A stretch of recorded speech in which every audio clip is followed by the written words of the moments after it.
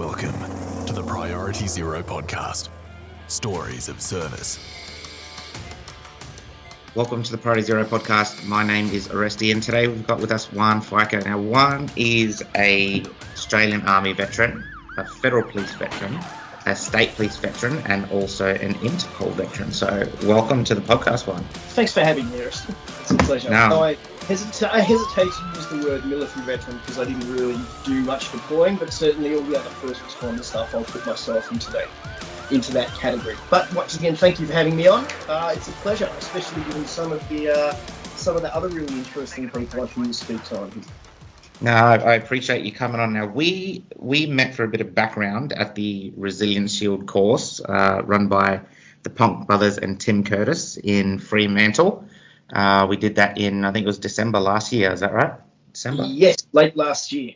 A very worthwhile workshop to attend if you're going to work in the welfare resilience space, or you know some people who have been in that space. The guys have done a spectacular job on the book and the course. So there's a pat on the back for them straight up. 100%. And I'm sure we'll get into that a little bit more in depth, the resilience stuff, as we go along. So you've had quite an extensive history in law enforcement and military. Where's best to start this podcast with? Here's where we start. In 1992, a young man with blonde curly hair down to his shoulders was walking down George Street, Sydney, with every intention of going to the Conservatorium of Music to become a guitar major, performance and composition. 3 weeks later, he was standing in Kapooka with no hair and wondering what just happened. So that's pretty much where it all That's quite a beginning. All right, let's start there. That's a good one. So I really don't know what happened. I was never, when I was at school, really motivated by military, motivated by policing, by any of the service things, right? I was literally the school guitar playing here.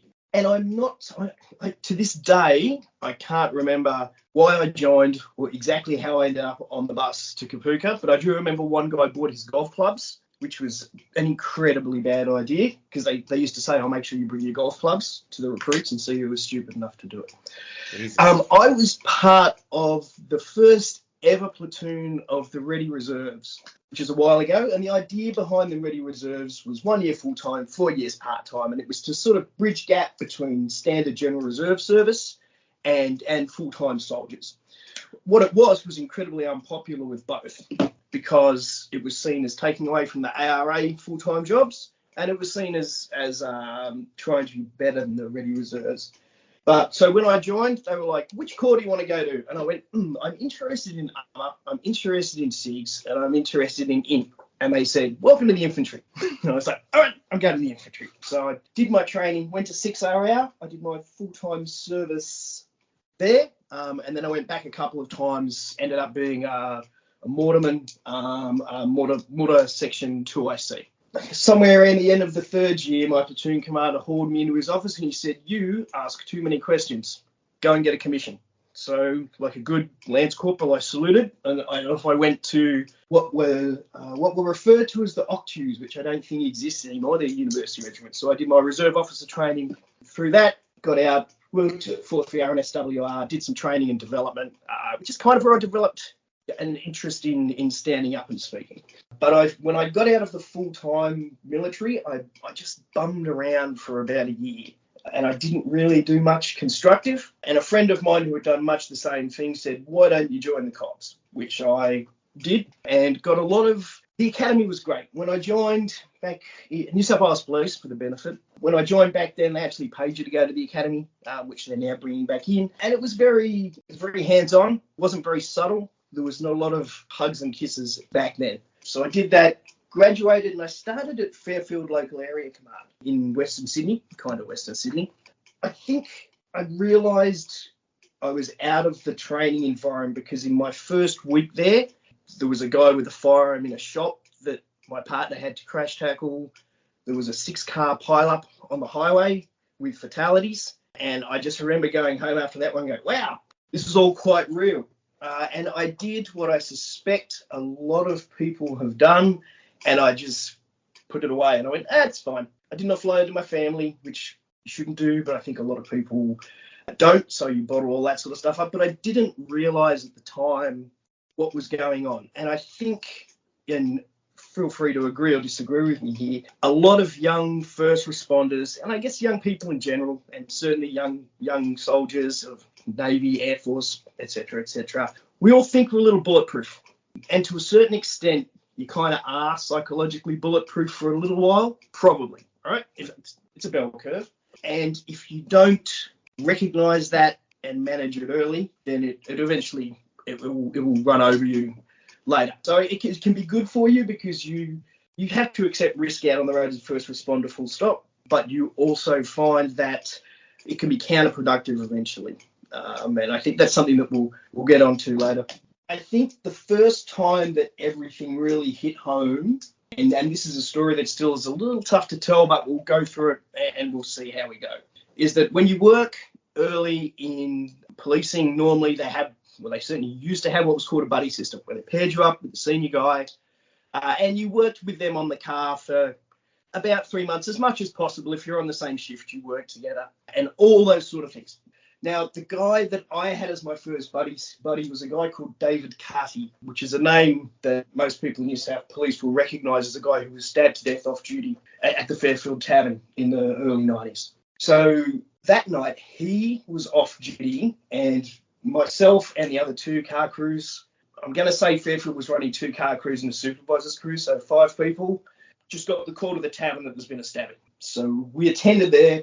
First thing I see is a guy on the ground, blood all over his neck, and so I went straight into pretty standard mode, gloves on, so I hadn't forgotten that, and just put pressure on this guy's neck. What's going on? What's happened? I don't know who he was. I still, to this day, don't know who he was, although I suspect I do know who the guy was. I just don't know which offender. But so I spent about 2 minutes doing that in uniform, getting shouted at by this guy's mates, like trying to push me off this guy whose neck I'm trying to hold him. Ambulance turned up, signal 1, so obviously, which is whatever the relevant state you're in, is that all hands signal. So signal 1, 3 beeps, everyone turns up. And then I've got one of the other guys from the car crews is trying to drag me off this guy whose neck I'm holding, saying, you need to drive the ambulance. And I'm like, I don't know how to drive an ambulance, and I can't take my hands off this guy's neck. And it ended up so those guys needed someone to drive the ambulance because the ambos were in the back working on David at the time, who sadly did pass away.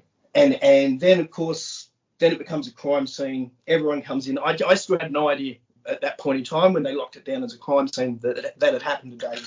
And I remember, and this is on court record, I walked inside after they'd taken that guy off and patched him up, and unfortunately I think he lived.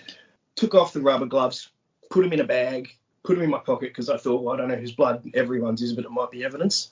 And there was a guy standing in the middle of the tavern, about 6'1", and he looks directly at me and the guy I'm standing next to, and he goes, what are you even going to do about it without blood on your hands? And then he said, somebody stabbed my mate, so I killed him. And I was like, I'm going to write that down.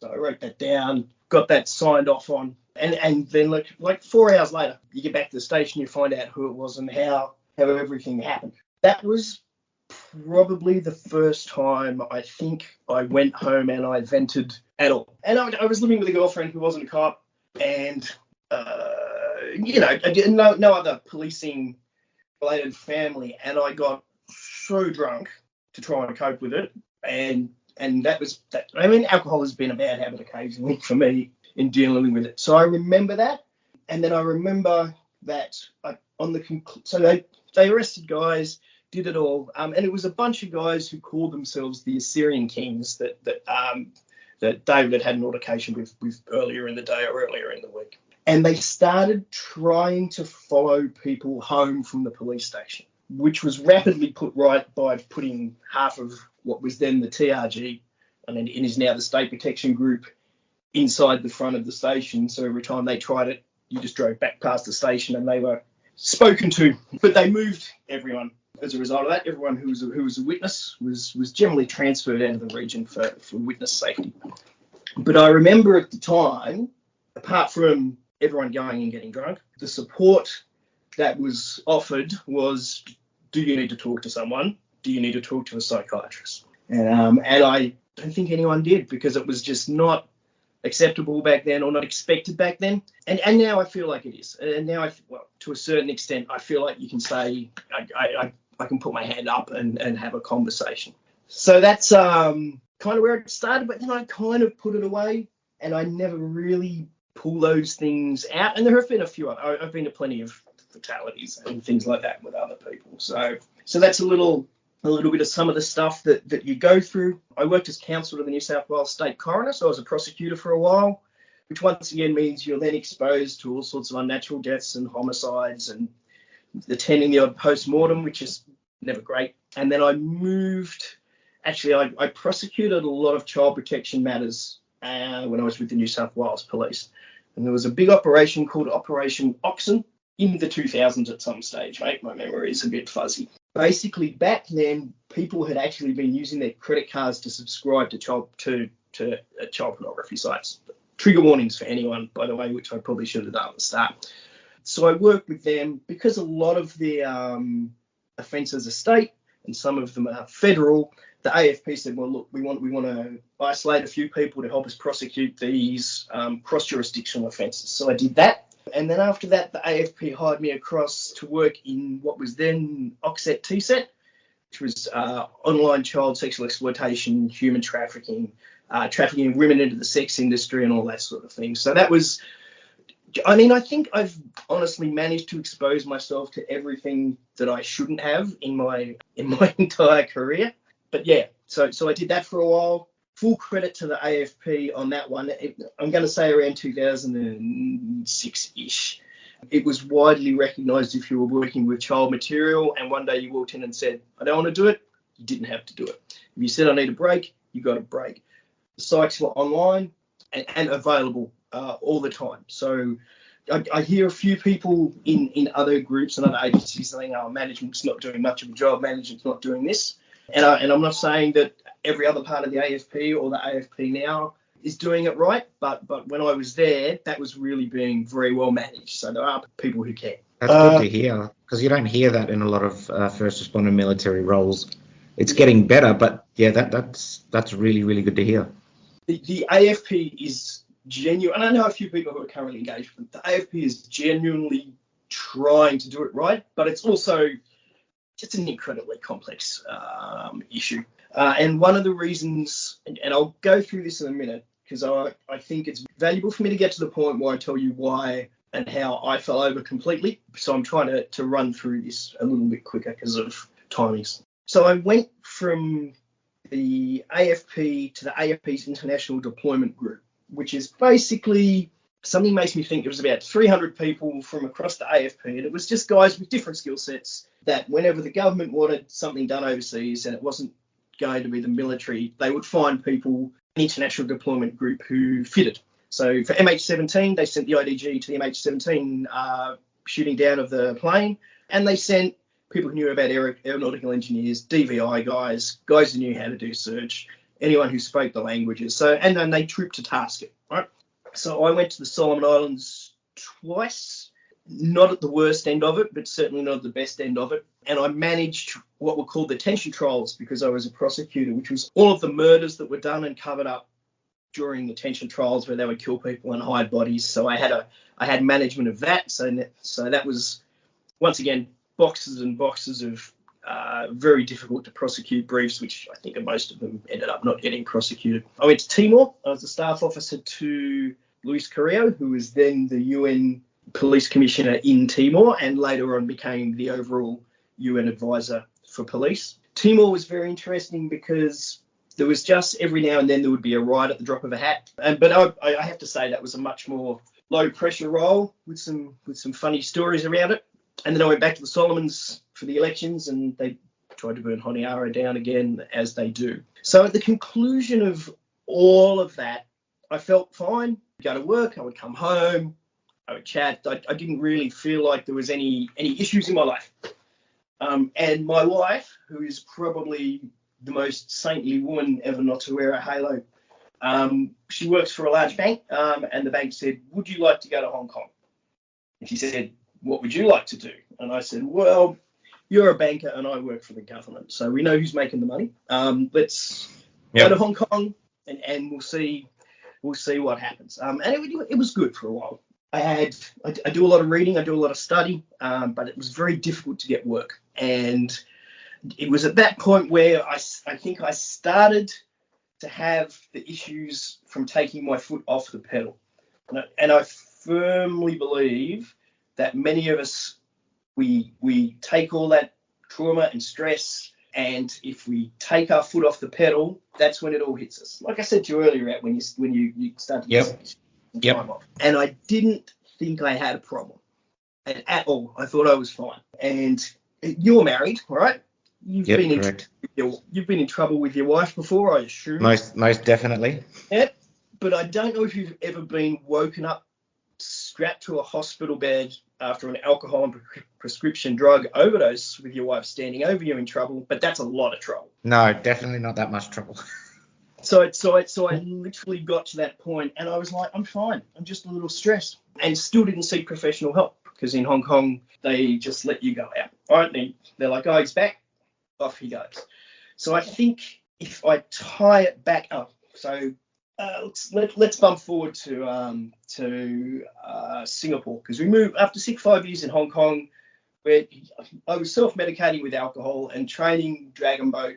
But unfortunately, everyone I trained dragon boat with also self-medicated with alcohol because you would paddle and drink. So I got into a very unhealthy physical spiral of being fit enough to get away with a hangover, but drinking, enough that your doctor would be horrified. So we moved to Singapore, and Singapore went really well. I knew a few guys from the Singaporean police when I was in Timor, and I called one of them and I said, what can I do in Singapore? Because I don't have a work visa, because that's not how Singapore works. And he said, have you got a project management degree? And I said, yes, because I did one while I was in the Solomons for some reason that escapes me.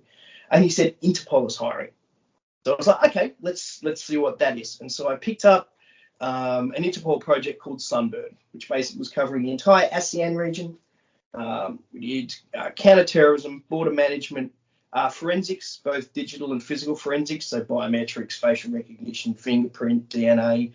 And they gave me leadership development and gender. I said, I understand 3 of these things. I said, why are you putting me in charge of gender? They went, oh, it comes with the project. It's a Canadian-funded project, blah, blah, blah, blah.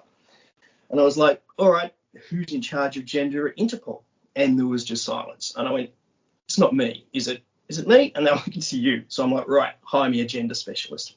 And the classic imposter syndrome, I had a team of 6 of probably, you couldn't go to market and get 6 better people at their jobs. My administrators were the best at their jobs. My counter-terrorism guys were the best at their jobs.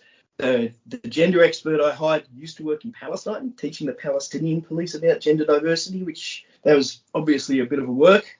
Yeah, that'd be a tough gig. Yeah, and so I managed this team, and everything was going perfectly. We had underspend, and I went back to the government of Canada, and I went, I want to spend this underspend on gender. I just want to have a meeting. Let's do a research paper. We did a research paper. Let's get some professional leadership training. And so everything went like 130% better. And then, and there's a certain level of amusement in this. One day before work, I was sitting at home and my wife had gone, can you make sure you put this IKEA bookshelf together before you go to work? And I got halfway through it, and the wheels just came off. Not physically the bookcase, they came off me.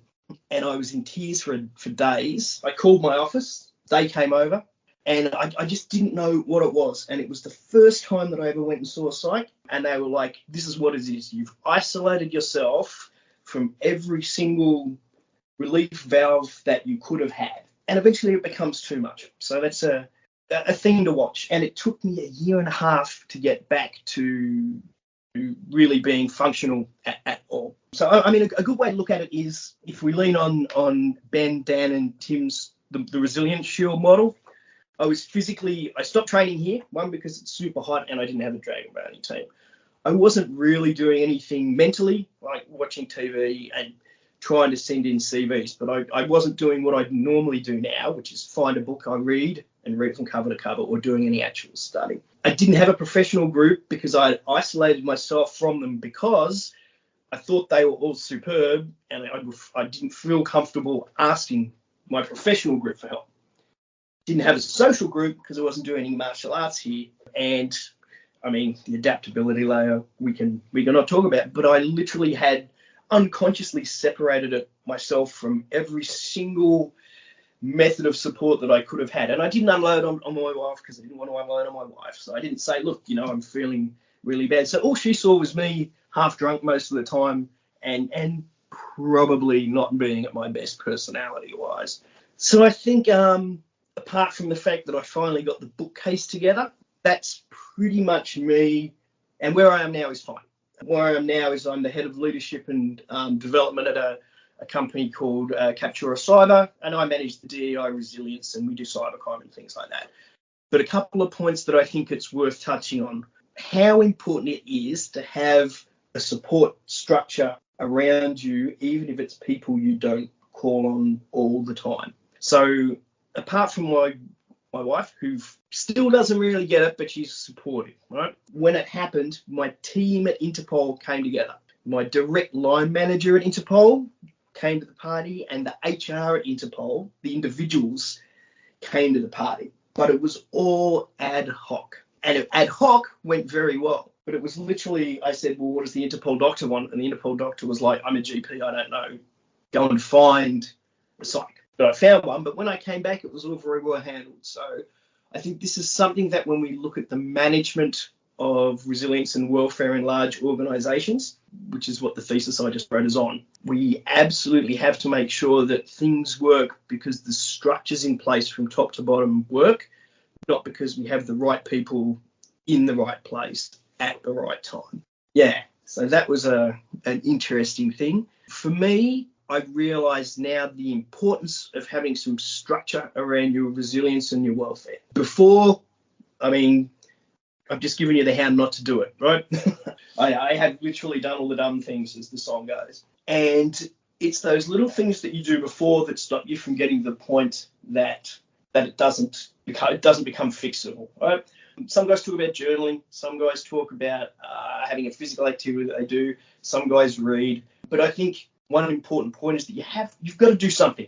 And I don't think it matters what, to get out of what I sort of call the couch spiral, where I find myself just sitting on the couch and I'm not doing anything. And then because I'm not doing anything, I'm like, oh, I'm just sitting on the couch. And then you're like, you can't get started.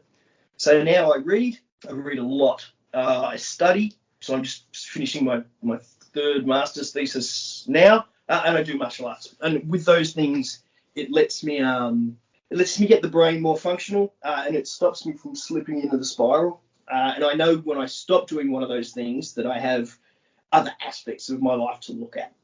Yeah, and with the martial arts, you're not working on your body layer, you're working on your social layer as well.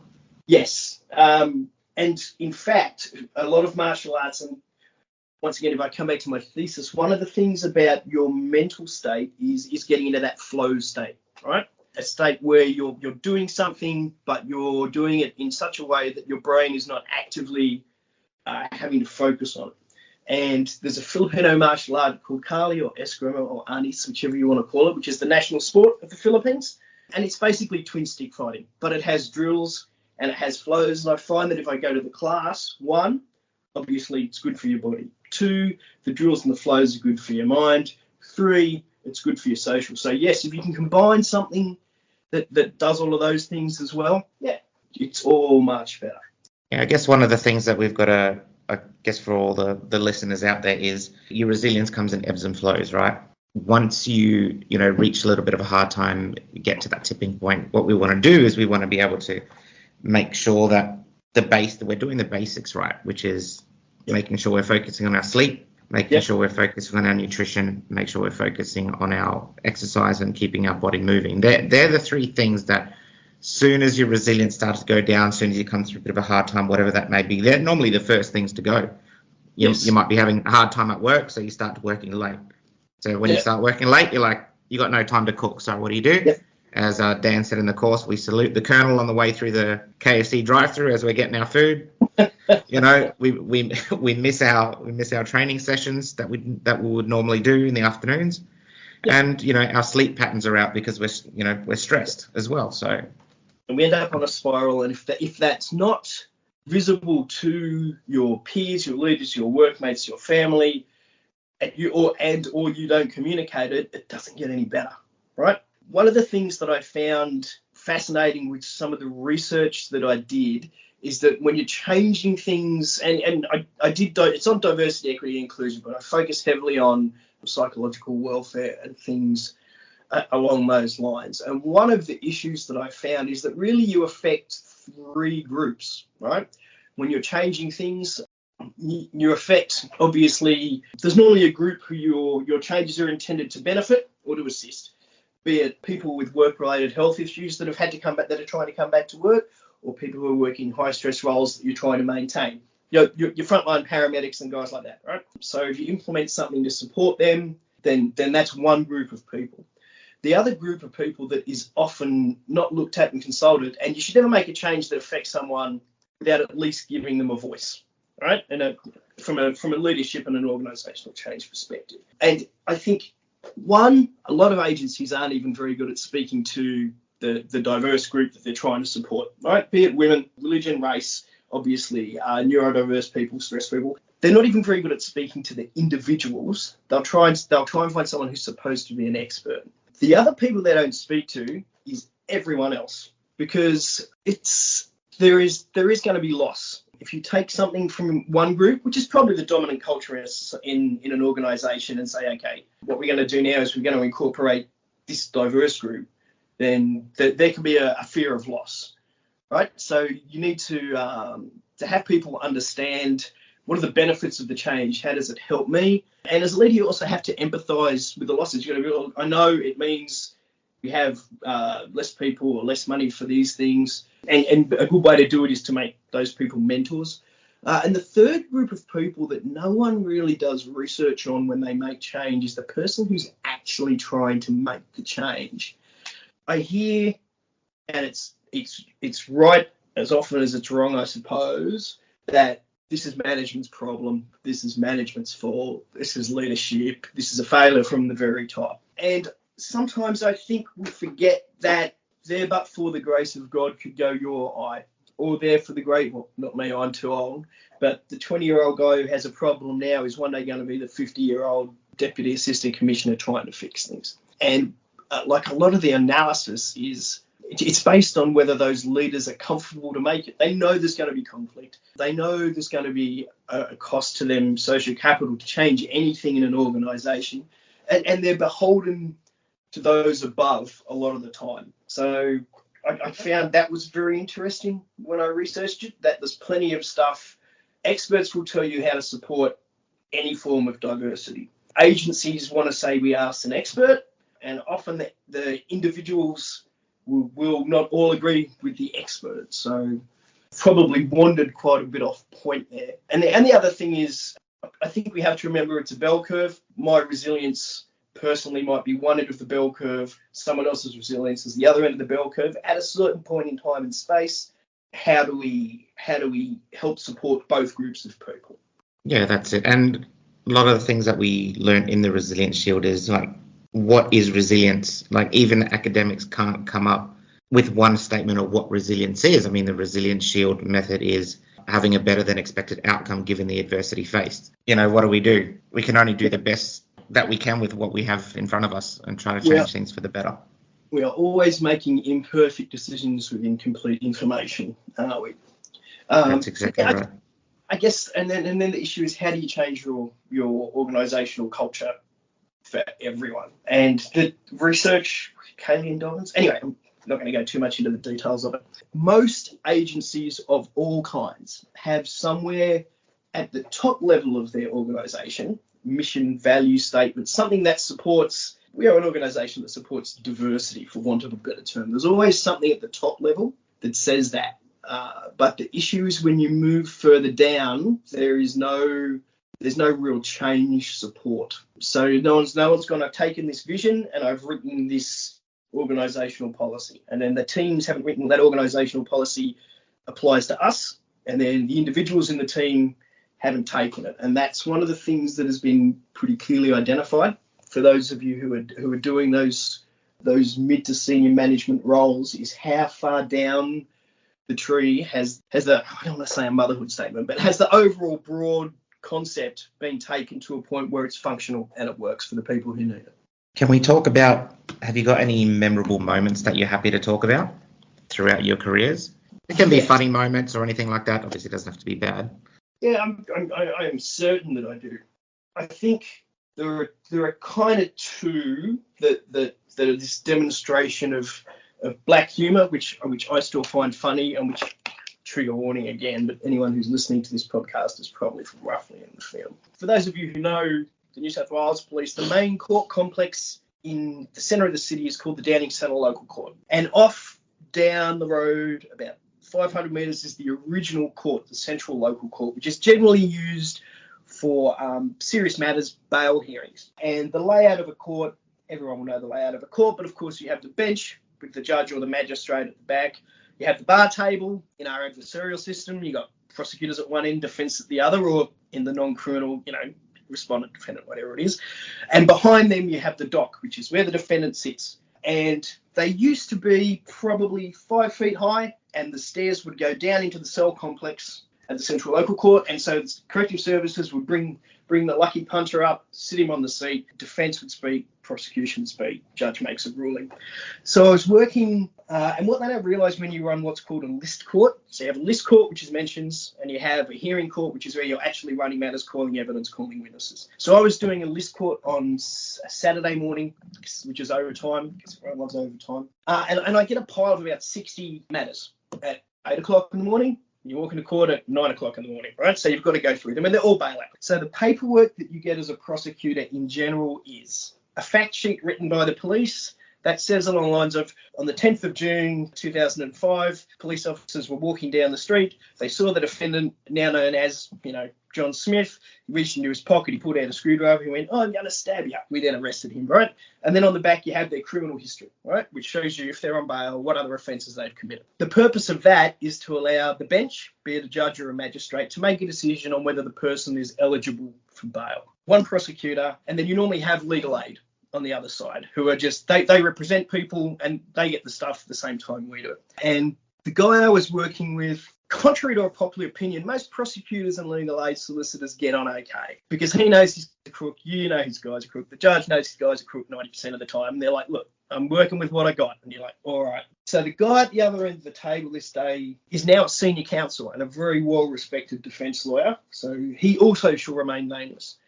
But so I'm like, first matter. So I open the folder and it's basically a guy who's been found in King's Cross with, people used to use bits of spark plugs to smash open the window of cars and then take all the stuff and sell it for generally drugs, right? Because we're talking early 2000s inner city Sydney. And so I look at the history and it's like, he's on bail, possession of drugs, goods in custody, which is an offence of having stolen property where you can't prove the owner, breaking in drugs, goods in custody, and like about 4 pages of it. And the magistrate on the bench was a guy called Alan Moore, who was not inclined to give people bail if they didn't have a good reason, right? So I've looked at this and I've gone, well, he's not going anywhere. I barely need to say anything. And I look at Stuart and I'm like, eh. He goes, oh, he wants bail. And I was like, we're professionals, right? Well, I said, are you sure? He goes, yeah, he wants bail. And I'm like, why do you think he's going to get bail? And he does the classic, I have something up my sleeve look on me. And I'm like, oh, it's how it goes. And so they bring the guy up from the dock and he looks, not to put down people who have had drug problems and had a hard life, but he's definitely got a drug problem and he's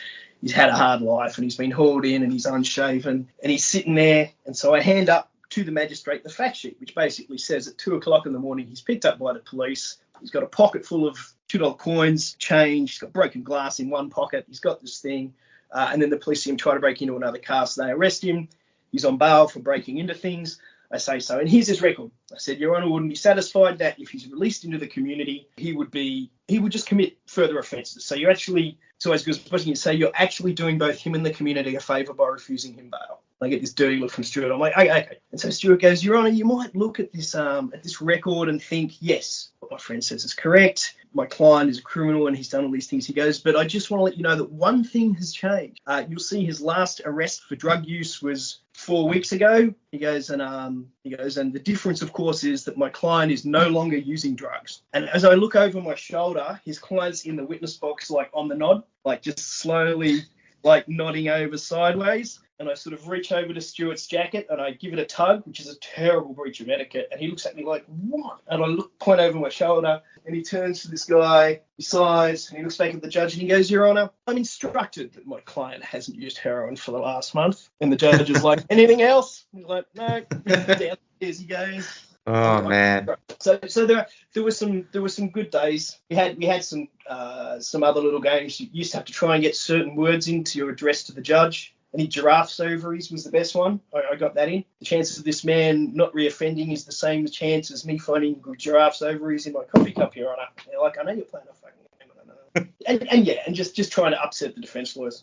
But yeah, so prosecuting. I'd probably, if I went back to anything, probably be prosecuting. I remember when we had all of those child protection search warrants come in, and it's the classic 5 a.m. Bacon and egg McMuffin at the nearest McDonald's before you go and do the search warrant. I think it was my first search warrant with the AFP. I mean, I've been with New South Wales Police for 11, 12 years and done it. So, what goes through your head when you're getting prepared for these things? Like, you obviously plan it all the day before. You wake up in the morning. What's going through your head? I mean, apart from why is it so early? So yes. The process of one, child protection and investigation teams tend to be very tight. You very rarely get an unmotivated guy who's just there because he's there in those kind of teams. They're nearly all people who want to make a difference and make a change for whatever reason. For a positive reason, because they have that issue with society. For a reason they may have had or known some people that have been victims of that kind of crime, and human trafficking and sexual assault units have been the same as well. Obviously, psych screening, stuff like that. Generally, what happens is the day before, someone's got the warrant. You have a rough plan. We're going to be here at 5 o'clock. We know this is the material we're looking for.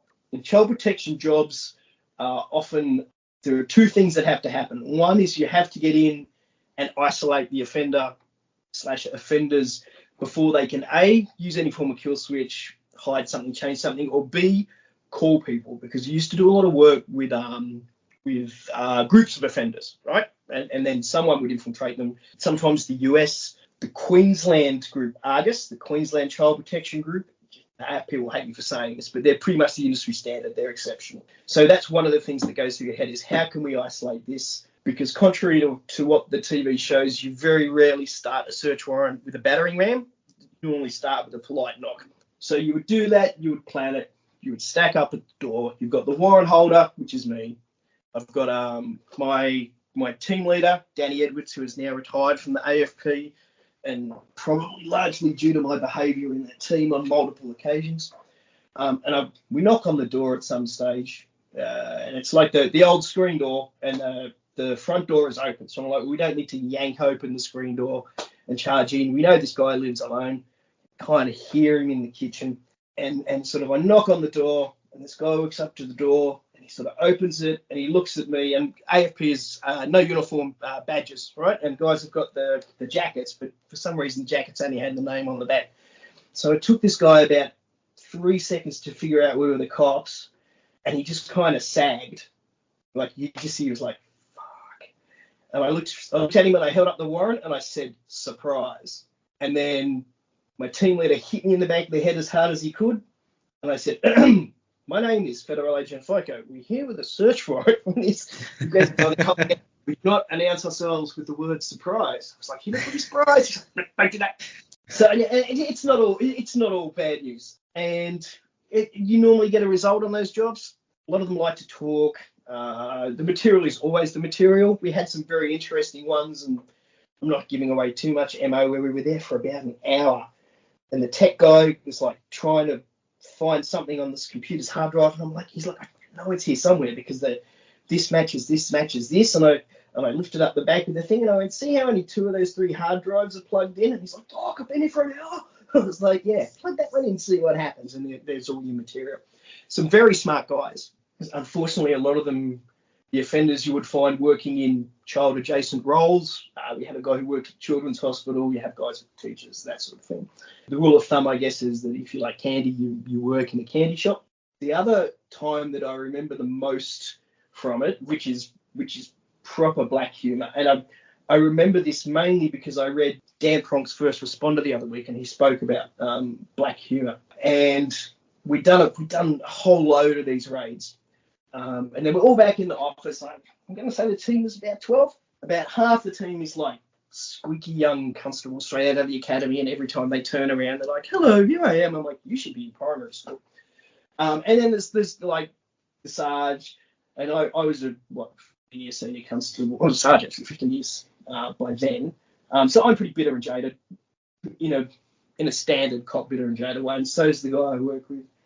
And they go, "Oh, the boss is coming down. He wants to see the whole team in the office." And I'm like, "Is it really good or really bad?" Right? Like when the office manager, the manager sits in the office, is coming down.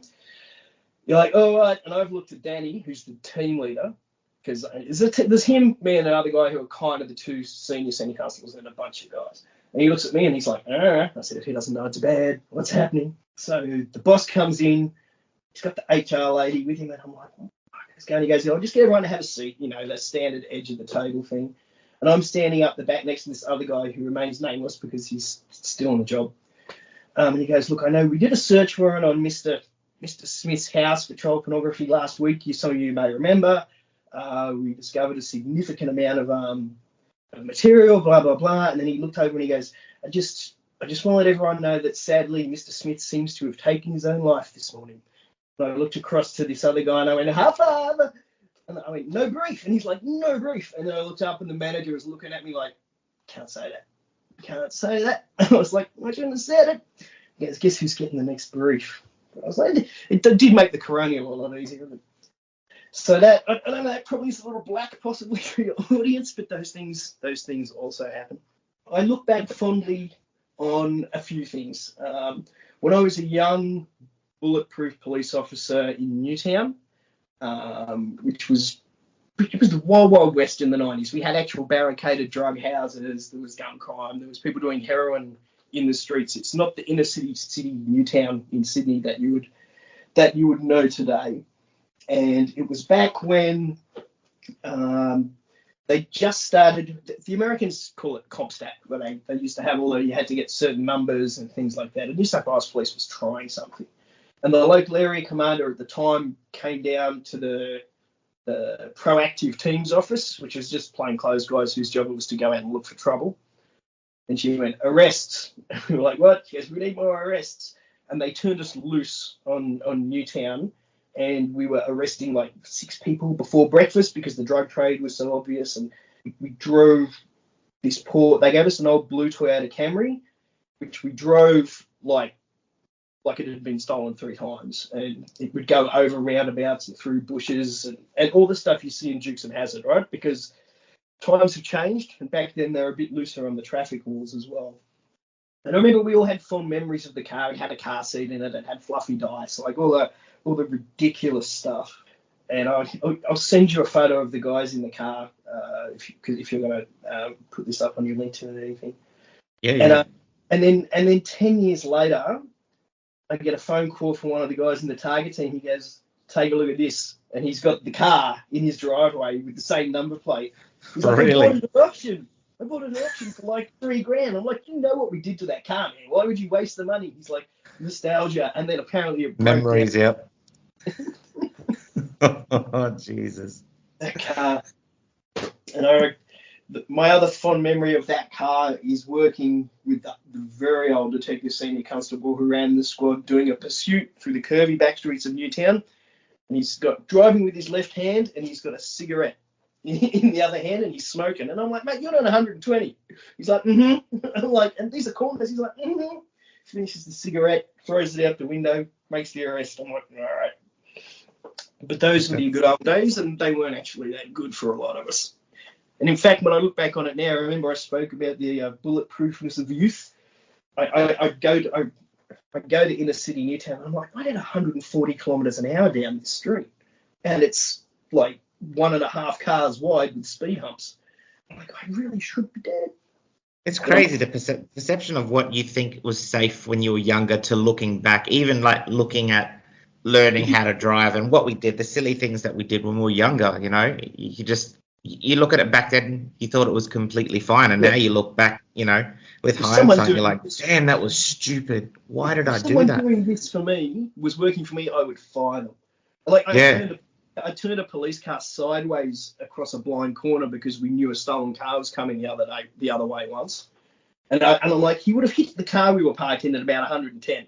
And I was like, just get out and draw your gun. And then luckily he went the other way. But I just remember looking back on that and going, mate, if I would be in the coronial and they'd be like, should you be in jail? And I'd be like, yeah, I probably should.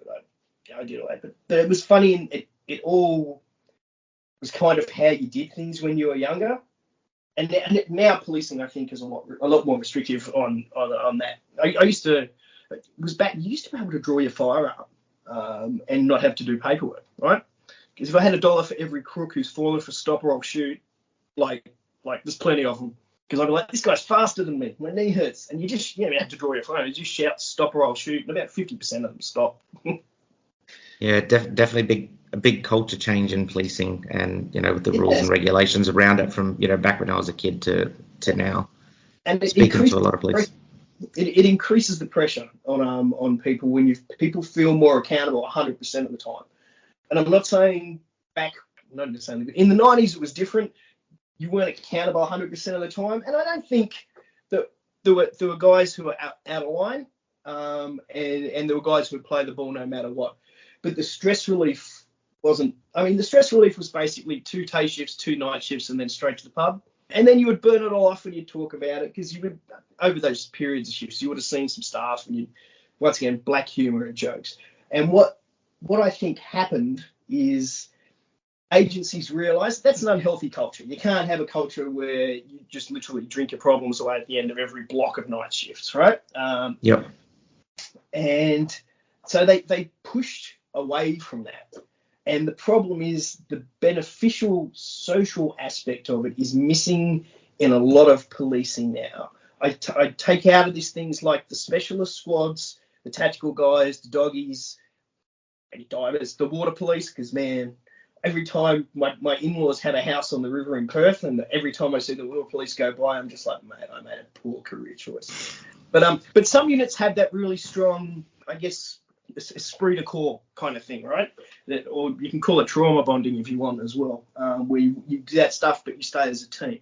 But a lot of the research that I did shows that people don't stay in as long. So people used to leave the cops when they retired, or when they got to the vicinity of 40 to 50 and they had something else to go to. Yeah, it used to be a career, now it's a job.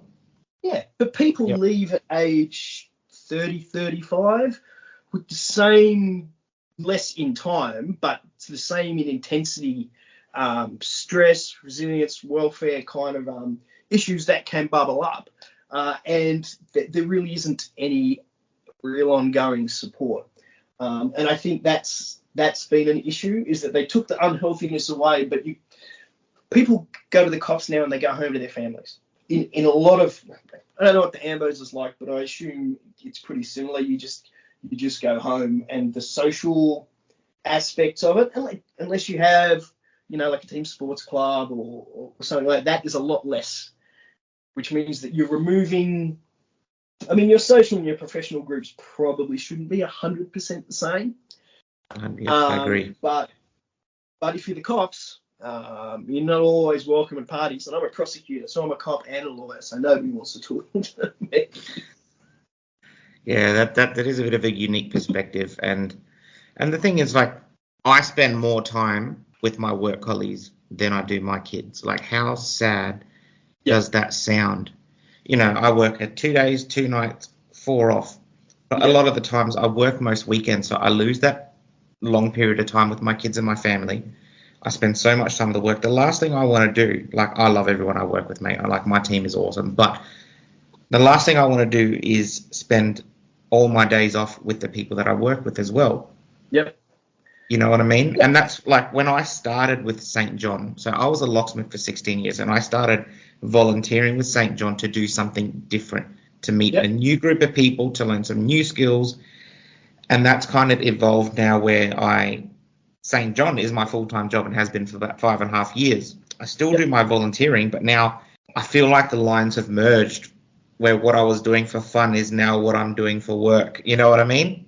Yeah, and I don't think it's an issue if there's some overlap in that Venn diagram, for want of a better term. But there's an issue where, I mean, if you go back to once again the resilience shield model, if your social layer and your professional layer are the same and they both fall over, that's 2 layers. Yep, that's exactly right. But I don't have kids. I can't even take care of goldfish. So yeah, I think that's probably a very interesting issue, is that if you're just the single guy and you go to work and everyone you hang out with at work and you don't have family, kids, or a broader extended family to deal with at home, that's probably a little easier. I mean, do you do time boxing? Do you do a lot of stuff with that where you make sure, like, okay, on my day off, I'm going to spend at least the first 2 hours with child X doing whatever child X loves. Yep. And so I do that now with my study and with my work, and I guarantee that I'm going to read at least one non-fiction book a week. But that's in a box, and that's one of the few coping mechanisms that I have that my wife fully understands. When I was doing Krav Maga, she's like, "Why you have a job where you're probably going to get punched in the face, and then every Tuesday and every Thursday you go and get punched in the face, and you say it helps you relax." And I'm like, "You kind of missing it." I was like, "Why don't you come and try it?" She's like, "No, I've seen what you look like when you come back." Yeah, I do Krav, and Krav is so good. It is so good. It is. It's a great martial art. Although, so I've been doing martial arts for 30 years. And I had a friend on my dragon boating team in Hong Kong, and he was like, "Oh, his kid's slightly on the autism spectrum. Like, he's a little aggressive, shuts out really easily, has tantrums." He goes, "I want to get him into some sort of martial art to get him some discipline." He goes, "What about Krav?" And I was like, "Absolutely not." I said, of all the martial arts to put a kid with anger issues into, not Krav. My recommendation for anyone in those things is Taekwondo. If you find a good Taekwondo school, super fit, the instructors take no shit, in a good way. And it's really good physically and discipline. My mate's daughter here is just one of those whirlwind kids. She's got 2 kids. He works for Bloomberg, right? His youngest son is a smart, quiet, I'm going to say he's about 8, like really thoughtful kind of kid. And his eldest is 2 years older, and she is just running around the house, making Pokemon, building things out of sticks, painting the walls. Like, he's like, "Oh, what do I do?" And I said, once again, we pushed her into Taekwondo. And then 3 weeks later, he's like, "What has happened? My daughter is behaving herself." It's like she went to the first one and she was mucking around, and the instructor was like, "Stop it." And then she realized all the other kids were stopping it, and she stopped it. So that's a recommendation. But I find martial arts good for the flow state. But I'm like 52 now, so full contact Krav Maga is a little bit out the window. I did my instructor's course in Tel Aviv actually quite a few years ago, and I did not mess around. No, exactly not. I've heard about some of the training they do there. Yeah. Like, we're going to learn to step. We're going to learn to fight on the beach. First, I'm going to rub a handful of sand in your eyes, and then I'm going to punch you. And I'm like, "Pardon?" And they're like, "Yep." My first ever Krav Maga instructor, who was a 6'1" blonde Croatian woman, who could have been a supermodel, said to me in that Boris and Natasha voice when I first started, she's like, "You remember, this is Krav." She goes, "If you want to learn how to fight while you're getting punched in the head, you must try getting punched in the head." And I'm like, "This is a little extreme." And then she was like, "I'm going to punch you in the head." I'm like, "All right, let's go." Never look back. Yeah, that's it. But even no matter what it is, whether it's first aid, whether it's martial arts, you're never going to rise to the expectation. You've got to fall to the level of your training. True. So yeah, they definitely have the right idea over there, definitely. But like you said, it's definitely not for everyone. It is not. Yeah. But older people, Tai Chi, these are all things that give you flow state, right? Like Carly, especially with the twin sticks, not so much the hands-on wrestling kind of stuff. Some people get into a flow state with that. Some people like BJJ, which I've never really been able to get into. Krav, Carly, all those things. Boxing, if you're light sparring and things like that, help you get into a flow state in the drills. Even some of the circuit classes. So yeah, I think as long as you do something, right? Because the stuff I didn't do, which left me as a pile in the heap, and I'm like, if I just got up and left the house and done one thing. So I guess if I tell anyone to take anything away from this, it's if you know the spiral's starting to come down just a little bit, whatever it is, wherever it feels a bit off, do something. Read a book, do some study. Maybe not as much study as I have, but reading has helped a lot, right? Like I have a whole stack of books that I go to when I do my leadership and my DEI training. I read a lot of big bibliographies. Yeah, I'm looking at your book now. I'm reading that Atomic Habits one at the moment, the one that you got up there. Atomic Habits is great. I'm not particularly good at it, but the go-to ones that I really like, I'm going to say the Resilience Shield. Resilience Shield, yep. There's a book called Unleash by two Harvard doctors, Anne Frey and, forgive me, the other doctor's first name, Morris. And Unleash talks about actually running a diversity-focused workplace, whatever the diversity is, because diversity is itself diverse. I think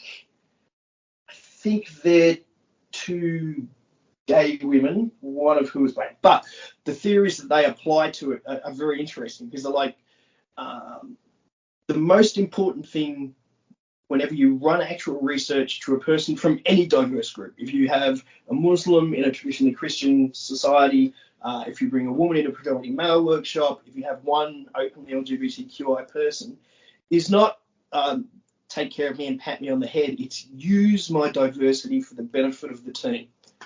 And that book is really good on how to do it.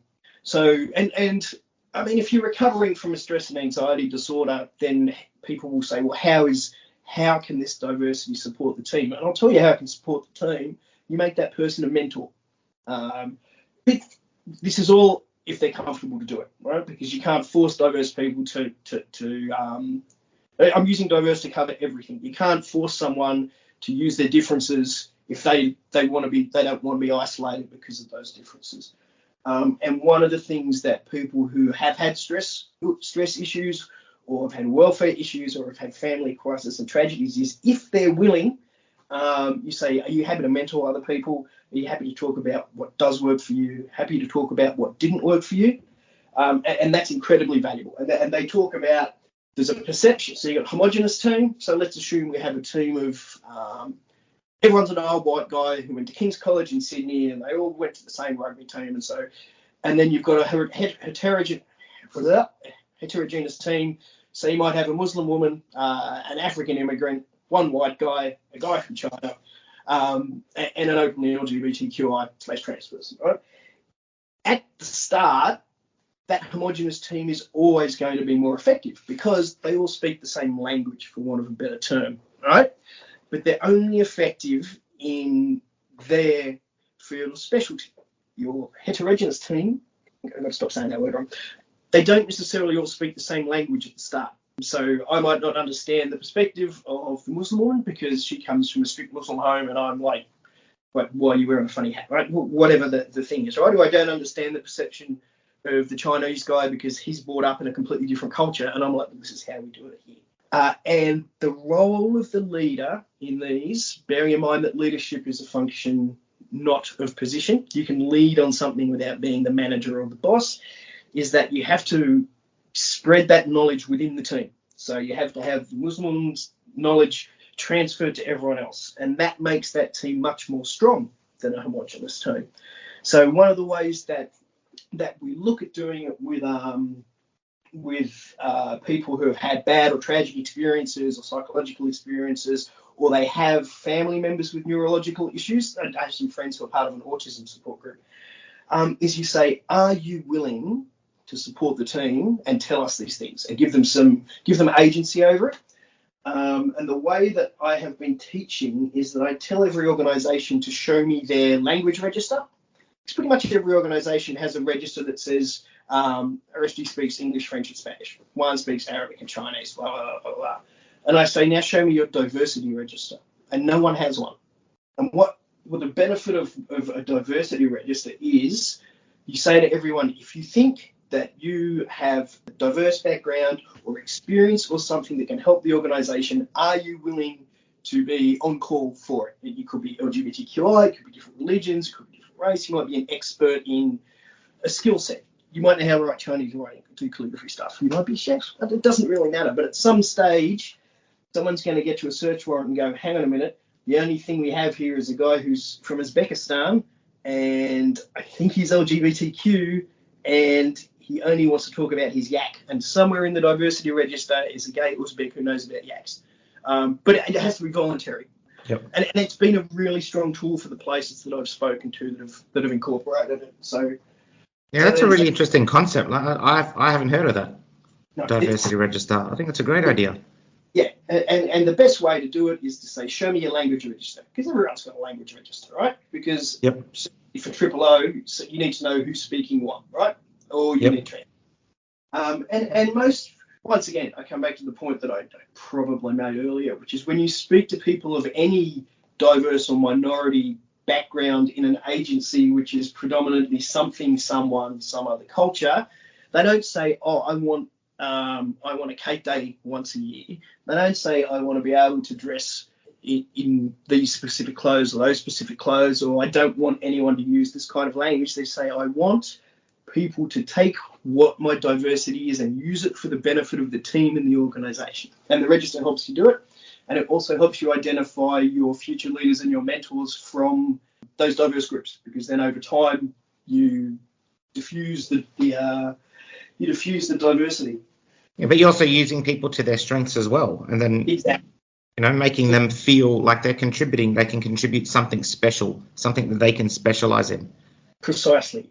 And when you look at, remember I spoke about the rest of the agency, that then gives the rest of the agency something. You go, well, this diverse person can assist you with this, right? Or if you're not comfortable with this, maybe there's some mentoring we can have, go between your two, or go up and down, or do a presentation and things like that. So you also, the diversity register is something you hold out inclusively to everyone in the organisation, right?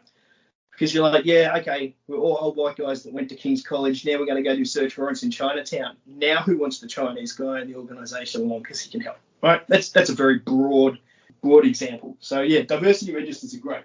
What else is up here? I'm just eyeballing my bookshelf. Simon Sinek, Infinite Game, and Leaders Eat Last are very valuable for people. Infinite Game is very good because it talks about treating your business or organisation like it's never going to end, which is exactly what the emergency services are. But it takes some braveness in a leader to make the unpopular decision that will benefit the leader 5 years down the track. Range, which, thanks to Tim Curtis from the Resilient Shield again, put me onto Range by David Epstein, which is a book about how generalists and specialists work, and how most of the people who are the absolute peak of their career aren't people who specialised in it. They're people who messed around doing millions of different things and then focused on one later, because their broad skill sets flow into their higher level, precise, chosen career. Yeah, that's probably where I go with the bookshelf. The other stuff is really detailed, boring reading. Although I recommend The Leadership Challenge by Kouzes and Posner for anyone who's coming into a team leader to middle management role. I'll send you all these if you want to put them on your site.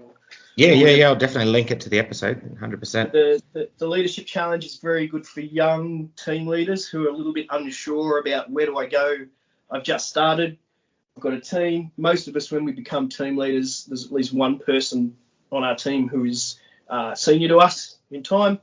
And that can be a little bit uncomfortable, or you can be like I was at Interpol and have a team of people who are absolute global experts in all their fields, and you don't know much about any of them. So you learn pretty quick. And this helps you. The Leadership Challenge is a very good book to help you overcome that. They go, well, look at it this way. And they're the originators of the classic, the balcony and the dance floor. You say, you're all with a 1,000-yard view, or are you two in the weeds, two in the forest to see the forest for the trees? And look, if you can't understand what's going on, you need to be able to step back and look at it from the outside. But I'm not going to give you too many book précis on that basis. Given everything that you've done, with all your career in law enforcement and, the military and the things you've done and you've seen, if you could rewind time, would you change it? I suspect I wouldn't change any of the work roles that I've done or I have had. I enjoyed all of them. I have prosecutors is probably where I was happiest because they were paying me to talk, and I do that for nothing. I would change when I spoke up about issues. Because I think when I was a junior officer in the Army, and even when I was a sergeant in the police, there were a few times where things could and should have been said more forcefully along the knock that shit off kind of lines. And I think that would have probably stood me in good stead. And the other thing that I would change, given everything that I've done, is I would go back more and speak to people that I used to work with 5 years ago. I would say, who was I working with 5 years ago? Let me call them and see what they're doing now and how they are, because you lose people, right? Because I tell you, the people who got me through my real crisis is basically my wife, but to be fair, she did it by being there. My team at Interpol, including the individuals at Interpol, my manager 1 up, my manager 2 up, my actual team, and the woman who worked for HR, who went on to be the head of diversity for the Australian Federal Police and was absolutely the right person in the right time. And the other people that got me through it is my Army officer cohort from like 1993, because we still talk. And they are the ones that when the wheels came off, I got onto the group chat and I said, guys, I need some help. And I got it immediately from, I think there's at least 2 full colonels in there. There's a guy, names will not be revealed. There's a guy who used to be a very senior guy in cybercrime in New South Wales. There's a few guys who are still in the cops. There's guys in private sector. There's senior bankers. There's insurance guys. We've gone so much our separate ways. But it is that group that I think once a year we try and do a Christmas party. But otherwise, the guys might not see each other for 8 months. Someone might have a game of golf, something like that. But that group is there. And the fact that I know that group is there stands me in good stead. And I worry that for a lot of younger people in first responder and military and other high-pressure organisations, like I ain't saying banking's easy, right? I see how stressed my wife is after 70 hours a week in banking, is that there's no fallback group for some people where you can just turn to them and it's not your family, because you don't want to, once again, your wife doesn't want to hear you offload, is that those groups aren't there. And I don't know what to do with it unless you join a sporting group, but can you call your football team and say, hey, I'm having a mental breakdown because of something I saw at work? It depends on your football team, right? But the teams, like I know for a fact there's guys who I was in the cops with in 1996 that I could call now and go, mate, the wheels have come off, and they'd be like, what do you need? Yep. And I know for a fact that my old Army cohort, if it was bad enough, someone would get on a plane and come to Singapore, because I'm in Singapore most of the time, in Australia. So that is something, I guess, as a parting point. For those of you who still have those support networks, excellent. For those of you who don't necessarily have them, be aware that one day you might need them. And I recommend that if you have people that you used to work with in the Army, if you're ex-military or still military for that matter, and you know people who have left, in the first responders, in the cops, everyone who's worked in those trauma bonding, for want of a better word, associations, pick a guy you used to work with that you didn't hate, because it was probably somebody we didn't get on with, but just literally drop them a line. Most people you'll find on LinkedIn or on Facebook, and just say, how's it going? I haven't spoken to you for 5 years. And you never know. They might be someone who can help you, or they might be someone you can help. Yeah, 100%. And one thing I heard the other day, and I can't remember where I heard it. Look, it might have been on a Facebook reel or something like that, a psychologist. And what they said really intrigued me. And it went, in order to be less vulnerable, you have to be able to be vulnerable. Yeah. So it's food for thought. So it's having those people that you can unload to. Yeah. So you're not carrying that burden. So in turn, when you move forward, you are actually less vulnerable. Yes. Well, if you know you can put it down, the burden is lighter, right? And that's what I take away from that, is that if I'm a little bit stressed, I know I can call these guys, but I might not, because sometimes all I need to know is, you know what, this is getting a bit wobbly. If it gets to point X instead of point Y, then I'll call those guys. Yep. Yeah. So yeah, I agree 100%. You can't. Well, what did I do? I shut it off when I didn't tell anyone for about 25 years, and that was, I thought it was making me less vulnerable. And obviously it was making me more vulnerable because I was getting closer and closer to the edge of what I could physically cope with. Oh, well, thanks for coming on the podcast, man. That's it's been really, really insightful. And you know, all the roles and everything you've done is really incredible. The service that you've done, you know, for Australia and the people around the world is just incredible. So I just want to say thank you for going through everything you have for us. Mate, you are always welcome. I appreciate that. And in fact, back at you, I think your podcast is doing a lot of good, mate. I haven't listened to your interview with Carney yet, which I'm looking forward to because she's a great special person as well. She is. Keep it up, mate. And we are where we are. I hope to see you at some stage soon. Yeah, well, I'm looking at coming overseas, and we might be doing a stopover in Singapore on the way. So if it is, I'll stay for a couple of days, and we'll definitely catch up. Chili crab and a can or two. Free babysitter. That's all I heard. You want to trust me with your kids after the conversation we just had? Fine. We do have a nice pool. No, we'll definitely catch up, mate, if I'm down that way. But we'll definitely catch up sooner rather than later, my friend. Thank you for coming on, mate. This is going to be a great insight for people. Thanks for your time, Rusty. Thanks, mate. Thank you for tuning into the Priority Zero podcast. We greatly appreciate your dedicated listenership. If you are interested in being featured as a guest on our show, we welcome you to reach out to us through our official channels on Facebook or Instagram. Alternatively, you can contact us via email at contact@priorityzero.com.au. We value your support in helping us spread these compelling stories to a wider audience. Kindly consider liking and sharing these episodes, as it plays a crucial role in our mission to reach as many people as possible.